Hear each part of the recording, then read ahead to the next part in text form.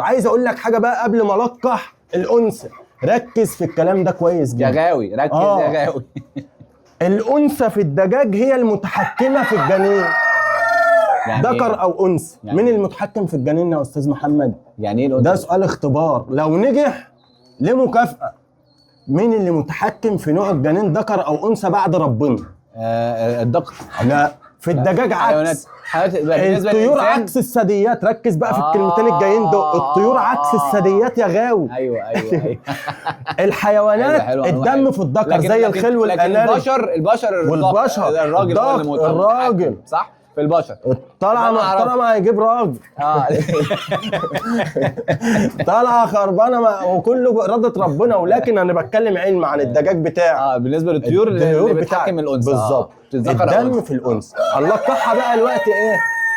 صناعه. عندها الكرسومات بتاعتها هديها لك عمل اهو. الانثى عندها اكس واي. الانثى في الطيور عندها اكس واي. لكن عشان ما يفوتنيش حاجه، الذكر عنده اكس يعني كل اللي عنده ولاد رجاله. مين اللي هتغير هنا الانثى. عشان كده بنسبه 75% الدم في الانثى. عشان كده بنقول غيتك مبنيه على الدجاجه مش على الذكر.